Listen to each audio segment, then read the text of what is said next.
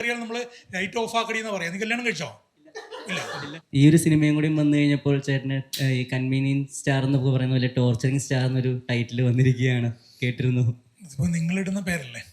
അല്ല, പൊതുവെ കമന്റ് ബോക്സുകളിൽ അങ്ങനെ വന്നു. കമന്റ് ബോക്സിൽ ഞാൻ കണ്ടില്ല. ടോർച്ചറിങ് സ്റ്റാർ എന്നൊരു പേര് എനിക്കറിയില്ല. നല്ല പേരാണ്. ഇങ്ങനൊരു ക്യാരക്ടറിനെ കുറിച്ചാണെങ്കിൽ എപ്പോഴും ഒരു പെർഫോമർ എന്ന നിലയ്ക്ക് ഞങ്ങളെല്ലാവരും ആഗ്രഹിക്കുക, കുറച്ച് മുമ്പ് ശ്രുതി പറഞ്ഞതുപോലെ നമുക്ക് എന്തെങ്കിലും ഡിഫറെൻ്റായിട്ട് ചെയ്യാൻ പറ്റുക എന്നുള്ളതാണ്. അവിടെ ഓഫ് കോഴ്സ് നമ്മൾ ഡയറക്ടർ ആരാണെന്ന് നോക്കും, തിരക്കഥയെക്കുറിച്ചിട്ടുള്ളൊരു കൺസേൺ, എത്രമാത്രം നമുക്ക് ബ്രീഫ് കിട്ടുമെന്ന് നോക്കും.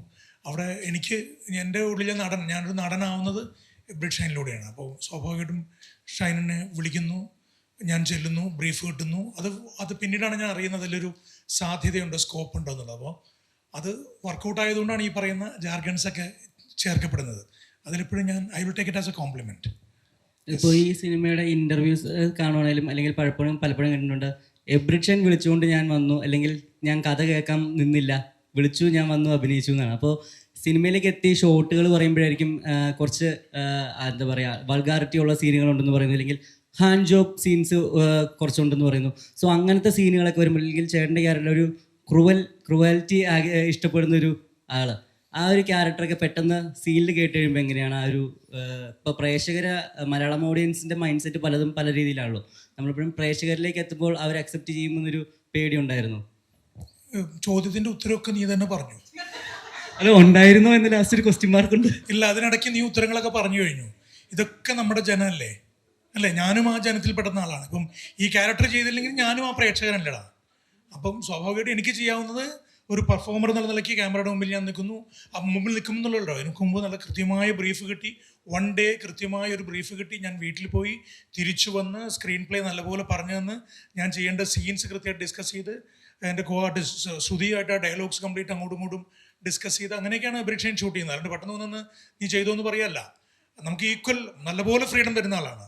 അപ്പോൾ അതുകൊണ്ടാണ് അങ്ങനെയുള്ള സിനിമകൾ ഉണ്ടാകുന്നത്. ഇപ്പം എനിക്ക് തോന്നുന്നില്ല ഈ ഒരു സിനിമയ്ക്കാണ് ഈ അടുത്ത കാലത്ത് സിനിമ റിലീസ് ചെയ്തതിന് ശേഷം വീണ്ടും റിവ്യൂ വരെ വന്നതിന് ശേഷം ഒരു 3-ാം ദിവസം നമ്മൾ വീണ്ടും ആ സിനിമയെക്കുറിച്ച് ഡിസ്കസ് ചെയ്യാൻ ധൈര്യം കാണിക്കുന്ന ഒരു സംവിധായകൻ ഉണ്ടാകുന്നത്. മലയാളത്തിൽ വേറെ ഒരിടത്തും ഞാൻ കണ്ടിട്ടില്ല. നിങ്ങൾ ചോദിക്കൂ ഞാൻ പറയാം എന്ന് പറയാൻ ധൈര്യം കാണിക്കുന്ന ഒരു സംവിധായകൻ എനിക്കറിയില്ല. അതിനൊരു കാരണം കൂടി ഷൈൻ പറഞ്ഞല്ലോ. ഇതൊരു അഡൽട്ട് കോമഡി എന്നൊക്കെ പറഞ്ഞ് തുടങ്ങിയെങ്കിലും റിവ്യൂ പറയുന്നിടത്ത് നമുക്ക് കാണാം പല ആൾക്കാരും റിവ്യൂ മിണ്ടാതിരിക്കണം. കാരണം എനിക്ക് ഉറപ്പുണ്ട് ഇതിൽ നല്ല രസമുള്ള റിവ്യൂസ് പറഞ്ഞവരെല്ലാം അവരുടെ റിവ്യൂവിൻ്റെ കൺക്ലൂഷൻ എന്ന് പറയുന്നത് ഈ സിനിമയെ പറ്റി അഭിപ്രായം ഇതെന്തോന്നറിയെന്ന് ചോദിക്കുന്ന ആൾക്കാർ ശരിക്കും അങ്ങനെ ചോദിക്കുന്നവരുടെ എണ്ണം കൂടിയാൽ എബ്രിഡ് ഷൈൻ്റെ സിനിമ സക്സസ് ആയി നടത്തും. എബ്രിഡ് ഷൈൻ്റെ സിനിമ സംസാരിക്കുന്ന അതാണ്. പകൽമാന്യന്മാരെ കുറിച്ചും രാത്രി 11:30 കഴിഞ്ഞ് ലൈറ്റ് ഓഫ് ആയതിനു ശേഷം കാണിക്കുന്ന തമാശകളില്ലേ, ഇല്ലേ? നമുക്ക് വീടിന് ബെഡ്റൂമിലേക്ക് കയറിയാൽ നമ്മൾ ലൈറ്റ് ഓഫ് ആക്കടി എന്ന് പറയാം. നീ കല്യാണം കഴിച്ചോ? ഇല്ല. നമ്മൾ ലൈറ്റ് ഓഫ് ആക്കാൻ മറന്നാൽ നമ്മളോട് നമ്മുടെ ഭാര്യ പറയും, നീ കേക്കടാ, നീ കേക്ക്, ഞാൻ ധൈര്യമായിട്ട് പറയല്ലേ, അല്ലേ? ബെഡ്റൂമിലേക്ക് കയറി ഉടനെ ലൈറ്റ് ഓഫ് ആക്കാൻ പറയുന്ന ഭർത്താക്കന്മാരെ നമുക്കുള്ളത് നമ്മുടെ നാട്ടിൽ പ്രധാനമായിട്ടുള്ളത്, അല്ലേ? നിനക്കറിയില്ല, സോറി, നീ ഇതറിയണം. ഓക്കെ, അപ്പോൾ നമ്മളുടെ സിനിമ ഡിസ്കസ് ചെയ്യുന്നത് ഇത്തരത്തിലുള്ള നമ്മുടെ പ്രിട്ടൻഷ്യസ് ആയിട്ടുള്ള, പറഞ്ഞല്ലോ, മാസ്ക് വെച്ചിട്ടുള്ള കുറേയേറെ സ്ത്രീകളാണ് അവരവരുടെ പ്രൊഫഷൻ എടുത്തോളണ്ട് കരഞ്ഞുകൊണ്ടിരിക്കുന്നത്. നമ്മളിപ്പോൾ ഞാനിന്ന് ബ്രിഷനോട് സംസാരിച്ചപ്പോൾ പറഞ്ഞു, ആദാമിൻ്റെ വാരിയൽ എന്നൊരു ഗംഭീര സിനിമ മലയാളത്തിൽ വന്നിട്ടുണ്ട്. ആ സിനിമയുടെ ക്ലൈമാക്സ് ഓർക്കുന്നുണ്ടോ? 4th വാൾ പൊളിച്ചു പോകുന്ന നായികമാരാണ് ആ സിനിമയിൽ. ഒരു ഫീമെയിൽ സെൻട്രിക് ആയിട്ടുള്ള ഫിലിമാണത്. ആ സിനിമയുടെ ക്ലൈമാക്സ് അങ്ങനെയാണ്. അപ്പോൾ ഈ സിനിമയിൽ വളരെ ബോൾഡായിട്ട് വളരെ ധൈര്യമായിട്ട് ഈ സിനിമയിലേക്ക് അഭിനയിക്കാൻ നിനക്ക് ചിന്തിക്കാൻ പറ്റുമോ? അഡൽട്സ് ഓൺലി സിനിമ എന്ന് പറഞ്ഞിട്ടൊരു സിനിമ അനൗൺസ് ചെയ്തിട്ട് മേജർ രവിയെ പോലൊരു സംവിധായകൻ, അമിതാഭ് ബച്ചനെ വെച്ച് പടം ചെയ്തിട്ടുള്ള ആളാണ് മേജർ രവി. ഓഫ് കോഴ്സ് അതിനൊക്കെ ശേഷം ദിനേശ് പ്രഭാകർ, ഓഫ് കോഴ്സ് ഇവിടെ വരാത്ത പല ആൾക്കാരുണ്ട്. പിന്നെ ഞങ്ങളെല്ലാവരും ഞങ്ങളൊക്കെ മറ്റു പല പടങ്ങളിൽ വർക്ക് ചെയ്യുന്ന ആൾക്കാരാണ്. അതുകൊണ്ടൊരു സിനിമയുടെ പ്രൊമോഷൻ, അതിനുശേഷം അതിൻ്റെ റിവ്യൂ, അത് കഴിഞ്ഞിട്ട് പ്രസ് മീറ്റ് എന്ന് പറഞ്ഞിട്ട് നിങ്ങളോട് സംസാരിക്കാൻ വന്നവിടെ ധൈര്യമായിട്ടിരിക്കുക. ഒരു 10 വർഷം മുമ്പ് സങ്കല്പിക്കാൻ പറ്റുമോ? സർട്ടിഫിക്കറ്റ് കിട്ടിയ പടത്തിൻ്റെ ആൾക്കാർ നേരത്തെ നിങ്ങൾ സംസാരിക്കുന്നത്? അപ്പോൾ ഇത് ഡിസ്കസ് ചെയ്യുന്ന വിഷയമാണെന്നുള്ളതുകൊണ്ടാണ് നമ്മൾ വന്നിട്ടുള്ളത്. നമ്മളൊക്കെ വളരെ ഒരു രീതിയിലും മറ്റു രീതിയിൽ നമ്മൾ പ്രിട്ടൻഷ്യസ് ആണ്. അതുകൊണ്ടാണ് ഇങ്ങനെയൊക്കെ ഒരു സിനിമ ഉണ്ടാവേണ്ടി വരുന്നത്, ഇങ്ങനൊരു സബ്ജക്റ്റ് ഡിസ്കഷൻ ആവുന്നത്. എനിക്ക് തോന്നുന്നില്ല ലോകത്തിലൊരിടത്തും ഈ സ്പായെ ബേസ് ചെയ്തിട്ടുള്ള ഇത്തരത്തിലൊരു സിനിമ ഉണ്ടായിട്ടില്ല. കുറേയേറെ പേരുടെ സ്പെക്കുലേഷൻസ് ഉണ്ട്, മുൻവിധികളുണ്ട്, മുൻധാരണകളുണ്ട്. എന്നാൽ അവർക്ക് അവരുടെ ഉള്ളിലേക്ക്, എനിക്ക് പേഴ്സണലി പോലും നമ്മളുടെ ഉള്ളിലേക്ക് നോക്കാൻ പറ്റി, ഞാൻ എങ്ങനെയുള്ള ആളാണ് എന്നെനിക്ക് കൂടി പേഴ്സണലി ആലോചിക്കാൻ പറ്റി ഈ സിനിമയെ പറ്റി. ഈ സിനിമയുടെ ഡിസ്കഷൻ കഴിഞ്ഞ് ഇതിൻ്റെ പെർഫോമൻസ് എല്ലാം കഴിഞ്ഞ് ഞാൻ പോയിരുന്നു ആലോചിച്ചു, മറ്റൊരു സിനിമയ്ക്ക് ഇത്രയും ഡിസ്കസ് ചെയ്യേണ്ടി വന്നിട്ടില്ല. ഒരു സിനിമ നേരത്തെ ഷൈൻ പറഞ്ഞതുപോലെ ഒരു സിനിമ കഥ നമ്മൾ പറഞ്ഞു പോയി.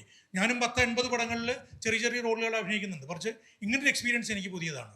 അപ്പോൾ അങ്ങനെ ഭയപ്പെടുന്ന ഒരാളല്ല ഞാൻ. അങ്ങനെ ഭയപ്പെട്ടാൽ നമുക്കൊന്നും ചെയ്യാൻ പറ്റില്ല. എനിക്ക് ഇതെല്ലാം കഴിഞ്ഞ് ചുരുങ്ങി വന്നാൽ നിങ്ങളിതൊന്നും ആയിരിക്കില്ല ഇടുക എന്ന് എനിക്കറിയാം.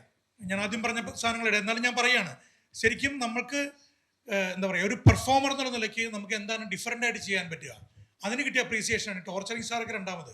എനിക്ക് ഏറ്റവും കൂടുതൽ റിവ്യൂസ് കിട്ടിയത് എൻ്റെ സുഹൃത്തുക്കളായിട്ടുള്ള ആൾക്കാരെ വിളിച്ചത് നീ ഇങ്ങനെ ചെയ്തല്ലോ എന്നാണ്. ഞാനതിനെ കോംപ്ലിമെൻ്റ് ആയിട്ട് എടുക്കുക.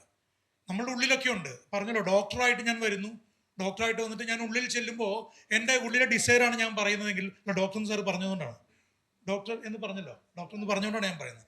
എനിവേസ്, എനിക്ക് ഡോക്ടർ അല്ലെങ്കിൽ വക്കീൽ അല്ലെങ്കിൽ പോലീസ് എന്ന് പറഞ്ഞിട്ട് ഞാനിങ്ങനെ കുറേ കാലമായിട്ട് ക്ലീഷേഡ് ആയിട്ടുള്ള സംഭവങ്ങൾ ചെയ്തുകൊണ്ടിരിക്കുക. അവിടെ ഒരു വ്യത്യസ്തമായൊരു പരിപാടി എബ്രിഡ് ഷൈൻ സിനിമയിലേക്ക് കൊണ്ടുവന്ന ഒരാളെന്നെ വിളിക്കുമ്പോൾ ഞാൻ വേറെ ഒന്നും ആലോചിച്ചില്ല. അതാണ് ഉദ്ദേശിച്ചത്. ഞാൻ ഉദ്ദേശിച്ചതാണ്. മറ്റുള്ള ആൾക്കാരൊക്കെ എബ്രിഡ് ഷൈൻ സംവിധാനങ്ങളുടെ വിശ്വാസം കൊണ്ടാണ് അവരൊക്കെ എത്തിയതെന്നാണ് ഞാനും എന്നോട് അവർ പറഞ്ഞത്. ചോദ്യത്തിൽ നിന്ന് ഞാൻ മാറിപ്പോയല്ലോ. കറക്റ്റ് ഇതാണ് എനിക്ക് പറയാനുള്ള മറുപടി.